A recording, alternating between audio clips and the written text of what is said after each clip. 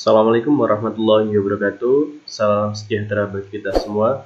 Om Swastiastu, Namo Buddhaya, salam kebajikan. Apa kabar siswa semuanya? Semoga dalam keadaan yang baik-baik saja, tetap semangat dan tetap sehat. Baiklah para siswa, kali ini saya akan menjelaskan tentang majas. Mungkin siswa sudah sering mendengar kata majas. Biasanya ini didengar ketika siswa belajar tentang cerpen. Ini masuknya ke dalam gaya bahasa. Mari kita lihat dulu apa itu majas. Majas merupakan gaya bahasa yang digunakan penulis untuk menyampaikan sebuah pesan secara imajinatif dan kias.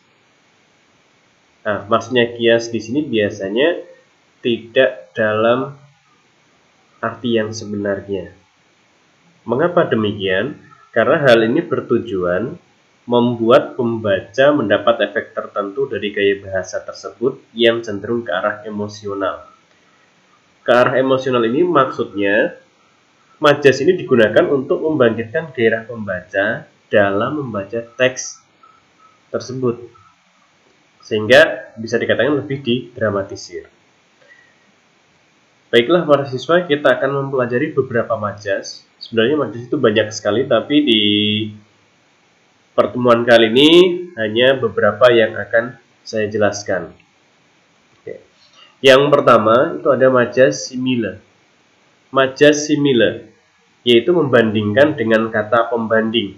Misal seperti bagai, laksana, umpama, ibarat, bak, se, dan lain-lainnya. Contoh, suara anak itu merdu seperti buluh perindu.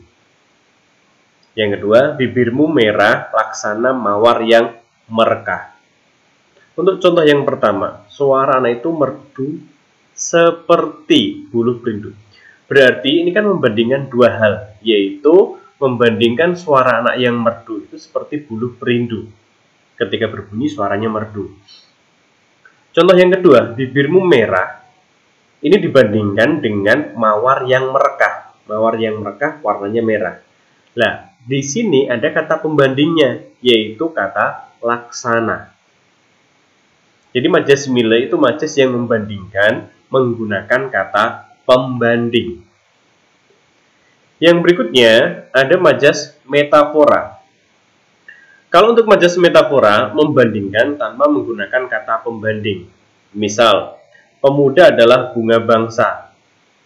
Pemuda dibandingkan dengan bunga bangsa.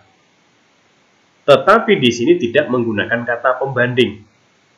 Contoh kedua, engkaulah malaikat penjaga hatiku. Engkaulah malaikat penjaga hatiku. Engkau di sini dibandingkan dengan malaikat penjaga hati, tetapi tidak menggunakan kata pembanding. Jadi untuk majas simile dan majas metafora itu sama-sama majas perbandingan. Bedanya kalau untuk yang majas simile menggunakan pembanding, tapi kalau majas metafora tidak menggunakan kata pembanding. Yang berikutnya, majas personifikasi. Kalau untuk majas personifikasi, ini majas yang melekatkan sifat manusia pada benda mati, sehingga benda mati itu seolah-olah hidup. Misal, nyiur melambai lemah gemulai. Nyiur itu adalah daun pohon kelapa. Melambai, dia tidak bisa melambai, dia bergeraknya itu karena tertiup oleh angin. Tetapi dilekatkan sifat manusia, sehingga disebutkan di situ melambai lemah gemulai. Jam dinding pun tertawa. Jam dinding itu kan benda mati, tetapi di sini dilekatkan sifat manusia, sehingga seolah-olah jam dinding itu bisa tertawa. Itu untuk majas personifikasi. Jadi majas personifikasi intinya melekatkan sifat manusia pada benda mati, sehingga benda mati itu seolah-olah hidup. Yang berikutnya, majas hiperbola. Hiperbol, artinya melebih-lebihkan, alay atau lebay. Contoh, teriakan penonton bergemuruh memekakkan telinga.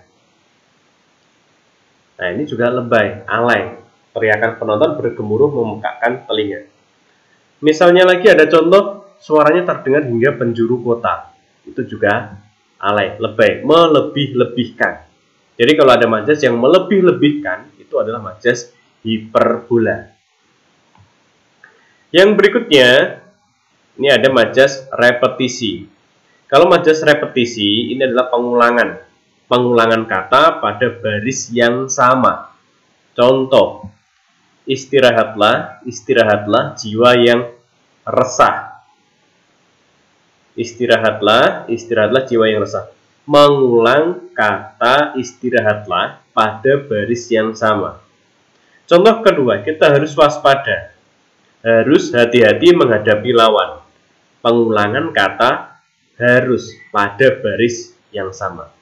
Jadi repetisi itu mengulangan pada baris yang sama.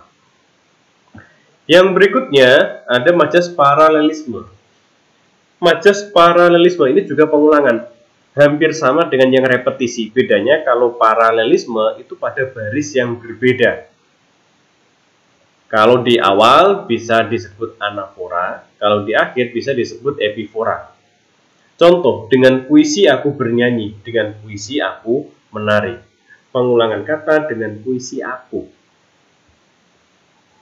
Bisa disebut juga anafora. Atau misal nanti ada soal, mungkin hanya disebutkan paralelisme saja.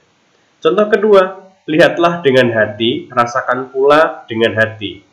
Pengulangan kata dengan hati pada baris yang berbeda. Berarti ini merupakan majas paralelisme. Yang berikutnya, majas ironi, sindiran secara halus. Namanya menyindir, nah ini dengan halus. Contoh, bagus sekali tulisanmu sehingga Bapak tidak bisa membacanya.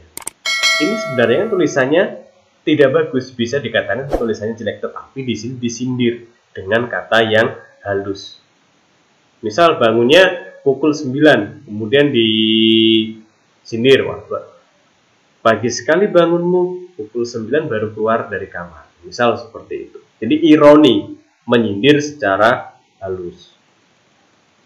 Kemudian yang berikutnya ada majas litotes, merendah, tidak sesuai dengan kenyataan yang ada. Jadi merendah. Ini kebalikan dari majas hiperbola. Kalau hiperbola tadi melebih-lebihkan, kalau majas litotes itu majas yang merendah. Misal, mampirlah ke gubuk riot kami. Padahal itu bukan gubuk, tapi itu rumah. Bisa jadi rumahnya megah. Tetapi hanya dikatakan mampirlah ke gubuk riot kami. Kenapa? Karena litotes itu merendah.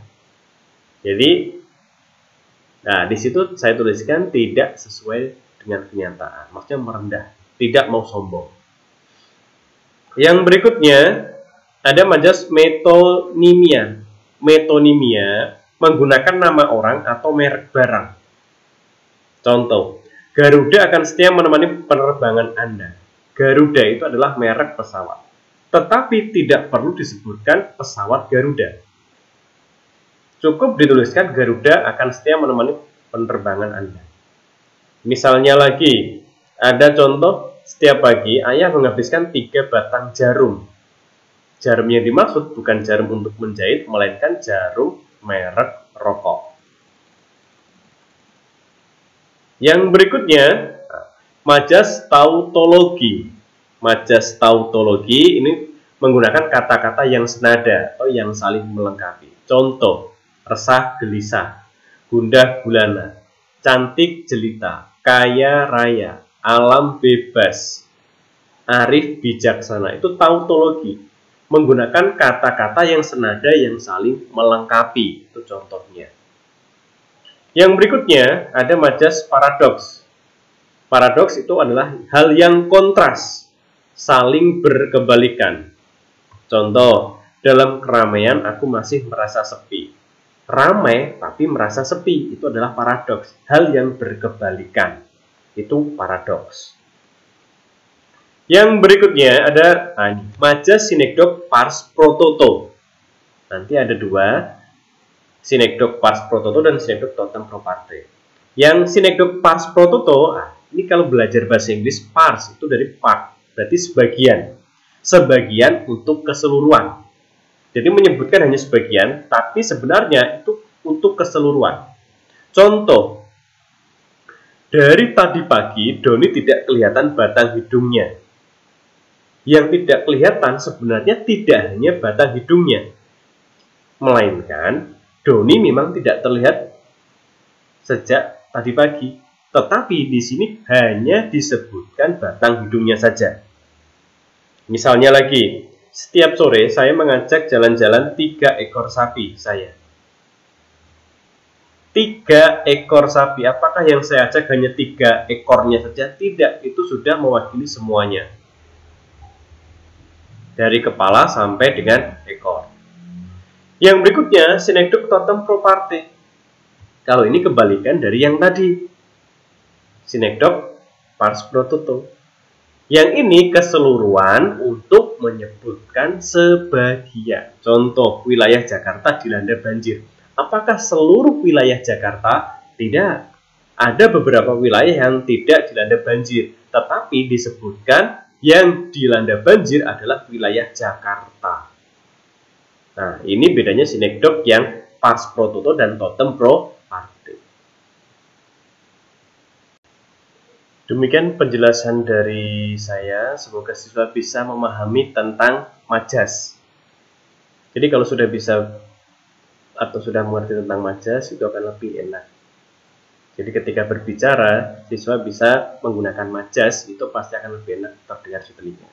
Terima kasih atas perhatian siswa. Assalamualaikum warahmatullahi wabarakatuh.